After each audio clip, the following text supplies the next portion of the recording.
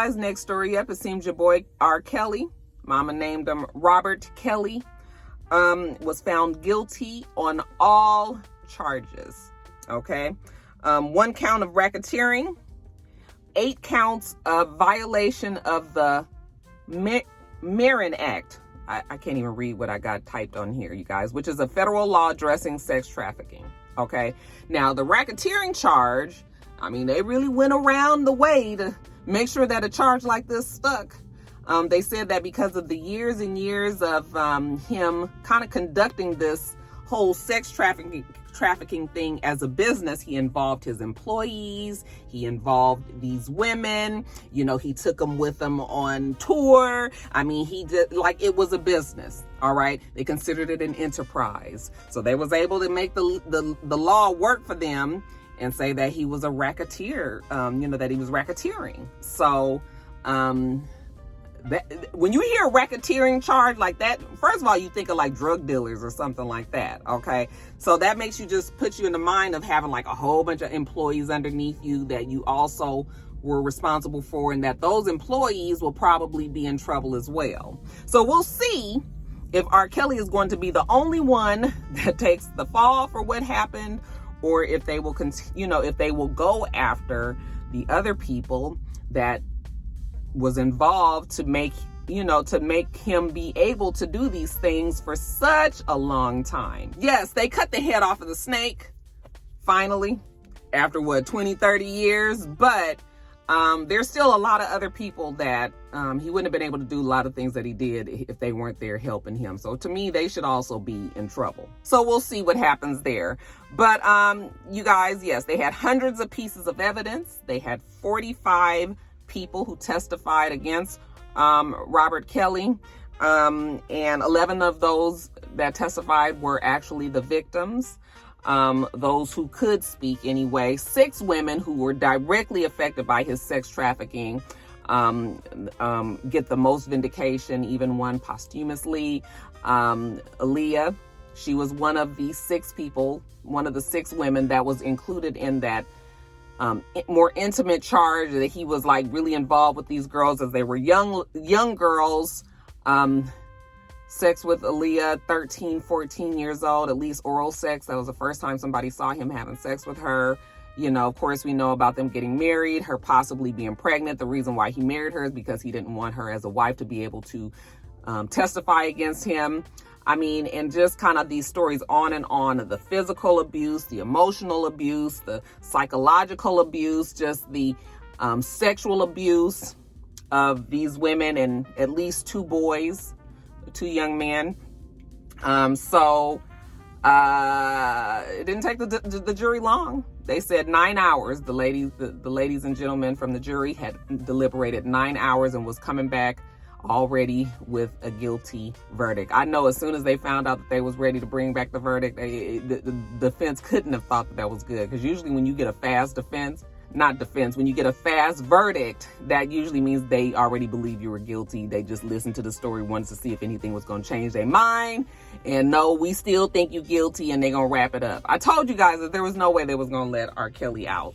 It had been too many years of him escaping persecution, prosecution.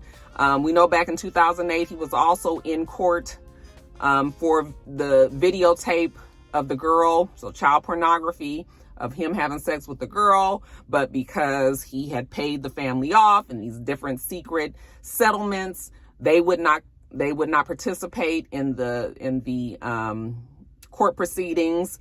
And without a victim, without somebody that witnesses this is just RKelly against what? All right. So they had to find him not guilty. And I almost feel like that probably emboldened him and felt like he was going to be able to do this forever. And fast forward 2008. So fast forward the 13 years, he's still doing the same thing, maybe on a bigger scale, more women, just out of control. So once they got him in that jail, I was like, they're going to figure out a way to make sure his ass stay in there. So he faces a whole bunch of years in jail. I'm basically the rest of his life in jail. U.S. Attorney Jacqueline Casoulis, she thanked the victims because she said without the victims' help, they would not have gotten a guilty verdict, because they already know from before that when a victim don't participate, it's very hard to prosecute an accused sex offender. All right. So she thanked them. The defense attorney, Devereaux Canick, he said that RKelly is not happy with the verdict, obviously, and that he is going to be appealing the case. So I don't think that he gets sentenced until May of next year. So he's just going to be kind of sitting and waiting, and then in the meantime, I'm sure they'll try to appeal this case. But yeah, he has more legal problems to worry about. He also has a case waiting for him in Illinois and also in Minnesota. So that was just in New York, I believe. So he's still got some other shit that he's going to be dealing with. So yeah, like I said, RKelly is going to be in jail for probably the rest of his life. Some people were happy about it. Some people were sad about it. You know, it's just this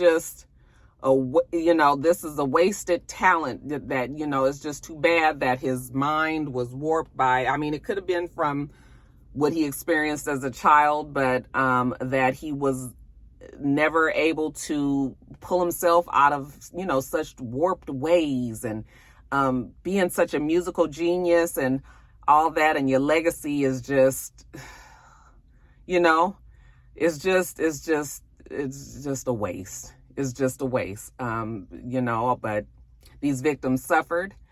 And regardless of whether or not they were there, you know, from their own decision, these young girls, you know, you are a minor, you're being taken advantage of. And that is the bottom line. He was the adult, and he should have made the decision not to be involved with these girls. So I can't feel sorry for him, but it definitely sucks that this is how his life has turned out. And then there's people out there that sympathize with RKelly. We have Chuck D that's talking about him, you know, compared him to Ike Turner and Rick James, and saying how, you know, he should be able to rehabilitate. And I mean, he should, while he's in jail, if he's got whatever programs he got to go through to try to get his mind right, then more power to him, you know. But I mean, RKelly he's an offender of like such major proportions that there's no way you can really defend what he's done. So, you know, Chuck D saying that, I was just like, yeah, this is really way, way, way too soon, Chuck. I mean, I do like Chuck D, but yeah, I was like, that wasn't the best tweet to put out there. They say that Bill Cosby feels like he's been railroaded. I was just like, we don't want to hear Bill Cosby's opinion about it either. Okay, Bill Cosby is out of jail, and he needs to enjoy his family and his, you know, in his senior citizenship, and enjoy his days there with them. And that's really all we want to hear from Bill Cosby. Okay. But yeah, you guys, RKelly, like I said, they won't sentence him until May of next year, but you can bet your bottom dollar that RKelly's going to be in jail for a long, long time. All right, you guys, next story. Everybody keeps on telling me that Will Smith admitted to open marriage, and, you know, make sure you talk about Will Smith and him and Jada Pinkett Smith's, you know, open marriage. They finally admit to it. And I was just like, okay. So this morning I read the GQ magazine article. And that is not what he said. Okay. I'm going to tell you guys to go and read the GQ article yourself. And then you would also realize that is not what Will Smith said. Now, the article is very long, and basically it's an interview that's taking place in like an hour away from New Orleans. He's shooting a slave film called Emancipation, and is being directed by Antoine Fuqua. Okay. He's talking about, in this interview, his life, his choices as an actor, as a rapper, you know, his, you know, just basically his career. It's very largely about his career. Somehow the blogs had got it mixed up by him saying that he wanted a harem of women, by saying, you know, that he wanted, I saw the little blurb that said that he wanted he had a harem of women, you know, that he wanted Halle Berry, And then they said, and then he finally admitted to open marriage. So like when you read those kind of things in the blogs, you think that all that is related, but it really wasn't. He was just talking about how he'd always had the desire to have a lot of women as he was getting older. And he always had a thing for Halle Berry, Misty Copeland, other women, never acted on it. Always kind of felt bad about it. He had to go to therapy about, these feelings, and the therapist told him, like, it's okay. I mean, the women are good looking, so it's not weird for you as a man to think that these women are nice looking, that, you may even had a desire for them, but it's not like you just obsessed. Okay, so that was one thing. We don't get down to the relationship about Jada Pinkett Smith until literally like the last few paragraphs of this long ass article. And it was already stuff that we already knew about. Jada Pinkett Smith had unconventional ways of looking at marriage, didn't necessarily even want to be married, did it, kind of was stuck in it, made a lot of decisions just for the betterment of Will Smith and not her own self. So she was very regretful. Will Smith was out there. Okay. He says it without saying it, but yes, he was out there doing what he did. And it was very upsetting to Jada Pinkett Smith. Okay. She wasn't the first person to step out of their marriage. He was doing it, and it made her very unhappy. Okay. So he just wanted to make it clear that Jada Pinkett Smith wasn't the first one with August Alsina and all that, but he never said that we have an open marriage. Okay. As a matter of fact, he was saying that it was pissing Jada off, and that in retaliation, she started to kind of go and do her own thing as well.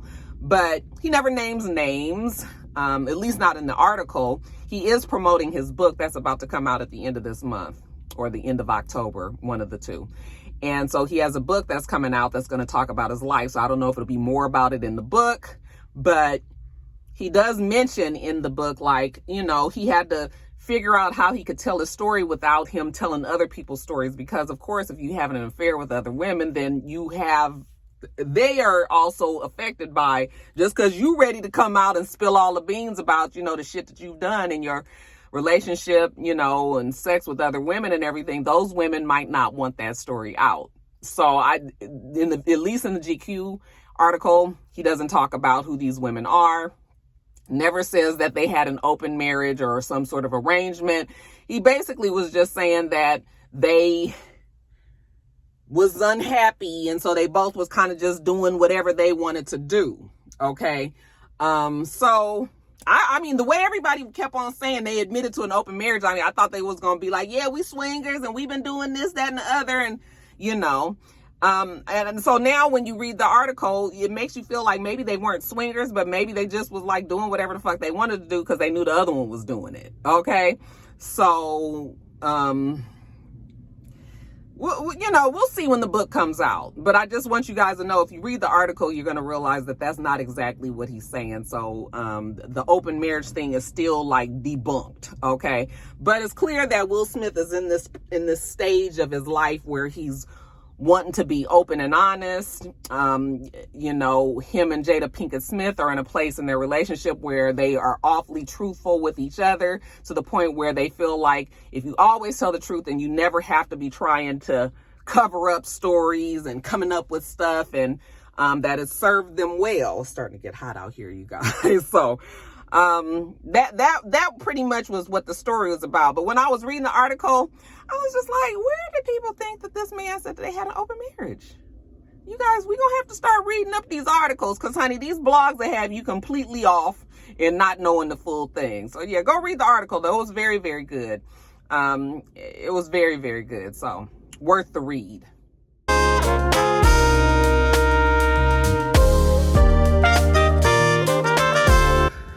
Turn on the air. I was trying to make it without it. I gotta hurry up and get to work.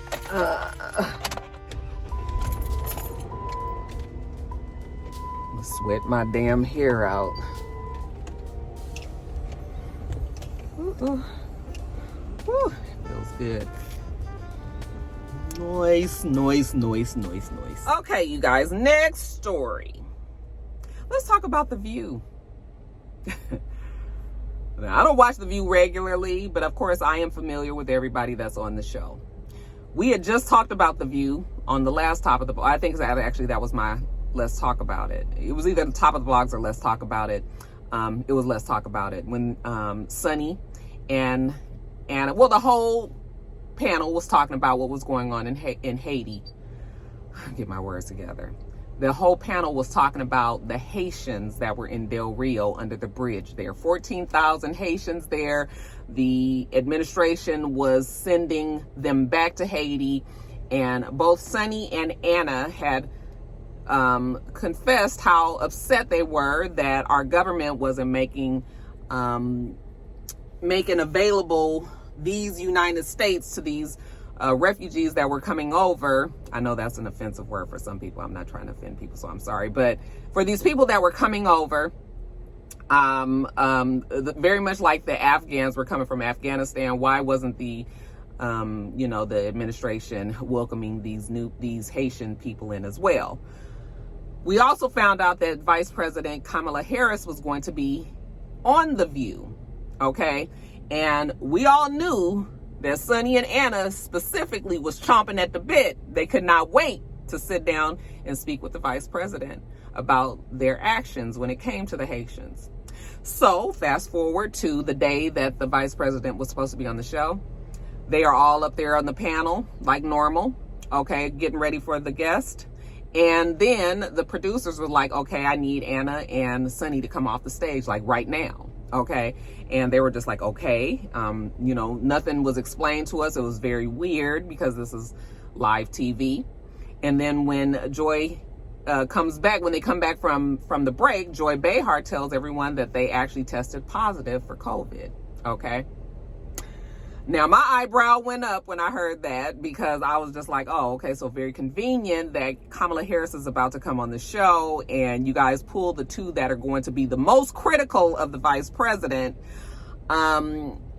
Minutes before this woman is scheduled to come, I was just like, yeah, that sounds very strange to me. Okay. Vice President Harris did come on the show. Her interview went without incident. Nobody pinned her to the wall on any issues, and she was able to get on about her damn business. Okay. On Monday, comes back that Sunny and Anna are on the panel. Now, how y'all on the show if y'all got COVID? Well, it turns out that they didn't have COVID. It was a false positive. Okay. And yeah, granted, the rapid test, we have heard plenty of times that they do give false positives and aren't always the most reliable and all that. But how ironic is it that Anna Navarro and Sunny Hostin would be the two women that suddenly are, said that they have COVID-19. Okay. I would have probably not felt like it was such a shakedown if they actually did have COVID, but they don't even have it, you guys. They don't even have it. So there's no way that you can convince me that the View producers just decided that they didn't want them to confront the vice president about what was going on in Del Rio. They did not want that smoke. They didn't want all of that extra attention. I mean, it already had gone really viral what Sunny Hostin had said about the Haitians anyway. So I just was like, yeah, that's bullshit. You cannot tell me you guys didn't pull them girls off that panel because of any other reason than the vice president being there. Okay. And then when you hear the stories of what they went through, Sunny especially, her husband had some family members that had died recently from COVID. Her husband is a surgeon. So if she has COVID, then now her husband, who was in the middle of surgery, had to be pulled off of a surgery because, they think that he might have had it, even though he tested negative. All the people around them tested negative. Okay. And then, like I said, they come back and they found out that was a false positive. And I was just like, oh, that's just, and then they do say on the show that, it's not the View trying to cover up the fact that they pulled them off. So they even actually defended the View by saying that it wasn't a conspiracy and that, they weren't trying to get them off of the show because of the vice president. But I was just like, that's bullshit. I mean, I understand you guys have to say what you have to say to try to say, keep your jobs and all of that. But No, they did not want them to ask the vice president anything about them Haitians. Okay. And, you know, I did vote for Biden and Harris, but I'm going to tell you, that was disappointing. That was disappointing because especially as this black woman, we going to need you to give us some answers on something. Okay. And I think that they was dodging, you know, they were dodging a bullet there. And it definitely was not a good look for the administration today. So that's what's going on there. What do you guys think? Do you think that, you know, it just so happened that the test came positive and it really happened? Or do you think it was something else happening there? I think it was something else happening there. They just didn't want them girls to talk to her. That's it. That's all. All right, you guys, just real fast. So Miguel and his wife split. Okay, they said after 17 years together and however many years. I've read different years that they've been married, so I don't know. Some reports say 4 years. Some reports say 8 years, you know, 7 years. Like, I don't know, but they broke up. And I was just like, oh, that's too bad because they seemed like they really loved each other. But you know how these things go. I mean, everything always seems like something when you're just seeing it on social media. Okay. Whenever I think of Miguel, I always think about, remember when he was performing at that award show and he tried to jump from one stage to the other. He didn't quite make it. He landed on somebody's neck and they was all like this. I was just like, Miguel, you do it too much. You do it too much. Okay. That's always what the picture when I hear Miguel's name. That's the first thing that comes to mind. So yeah, they're going to move on with their lives. I'm sure they're gonna, you know, I think they have a child together, or maybe some children together. I don't know. I didn't get much information about this because the story really is just that they broke up, but they're gonna be fine, y'all. Also, just in case you were wondering, Tyrese and his Blasian. Okay, that's what he was calling her, his Blasian. He would always hashtag the girl. I don't even know what her name is, y'all. They broke up. I was just like, and he had to put a whole farewell to her on his Instagram. I said, Tyrese is such a dramatic Capricorn man. Okay? Capricorn men are so very different than Capricorn women, child. It's just like night and day. But he was like, you know, it could have been great. You know, it was... I was just like, nigga, you doing all this for the girlfriend? She wasn't even your wife. Don't nobody give a fuck about this girl and you breaking up. Okay? I was just like, now who gonna shave her coochie now? That's what I want to know. Because I think that this is the girl that, you know, said that, you know, she just fell in love because he was shaving her and she had the video from her vantage point. She was holding her camera while he was down there, you know, ever so gently, you know, but meticulously and methodically shaving her puss. That Tyrese is special, you guys. He is special. All right. But, yeah, it seems that he's saddened that it didn't work out. Didn't we almost have it all? He act like they was together for years and years and years. I don't even think him and the girl been together a year, child. Ain't nobody got time for that, Tyrese. But somebody wanted me to talk about it. So there you go. All of these relationships ending. Miguel and his wife, Tyrese and his girlfriend.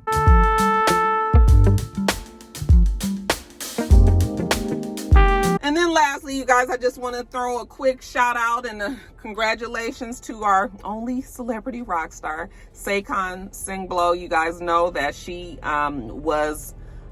she's our only, first of all, she's the only self-proclaimed rock star, you know, a celebrity that actually claims being a rock star. Even before we knew she was like a celebrity, you know, she was always supportive, and I just always love her for that. You know, she's a Broadway actress, and was on Scandal. That's how I came across her. She was on Scandal, and she was like, oh, I'm a rock star. And, you know, I used to review Scandal, so that's how I came to know her. But we've talked off of, you know, we've talked and everything, and she just seems to be a great person. So I just always want to support her the way that she supported me. You know, she played one of the sisters in the Aretha Franklin movie with Jennifer Hudson, Respect. She played, of course, on, what the fuck is the name of the show that I reviewed? Memory is so bad. What is the name of the show that I reviewed a whole season after? Child, what the hell? Okay, now I got to go back and look. Child, don't get old. Your memory be so fucked up. Hold on. Oh God, I can't think of the name. The Greenleaf creators did it. Delilah. Oh my God, I've been searching and looking forever. She played a character on, I can't even think of the girl's name on Delilah. You guys, the memory just is charged to the brain, not the heart. But she played the one that got on our nerves on Delilah. And now she has parlayed that into playing the mother on the new ABC show, The Wonder Years. All right, this is the black version, the remake of The Wonder Years, which I think is such a clever little spin on the story, you know, coming of age of this young boy, very much like the original show, but everybody's black, so we get a different perspective here.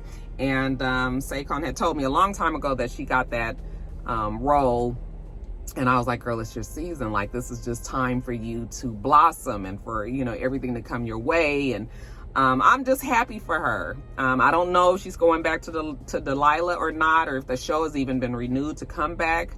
But I do know that I feel like this is going to be a very good, this is going to be something that breaks her out, and not like in Hives or nothing, but, you know, like her breakout role where people will really just see the talents of our rock star. And like I said, I always got to big up my one celebrity rock star. Only got a couple of people that follow me that got the blue check, you guys. So, and I appreciate you guys. So just wanted to put that out there. You guys make sure that you check out The Wonder Years. It comes on Wednesday nights on ABC. Not sure the time because I always watch everything on recording. So I don't know when shit comes on, but I do know it comes on Wednesday night. So make sure that you check out at least the one that has let me know that they are a rock star. Congratulations to you, Saquon.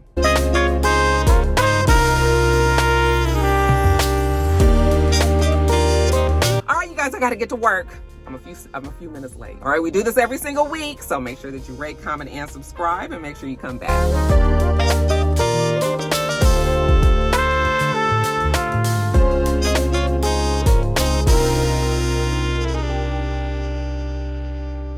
Until next time, rock stars. Bye.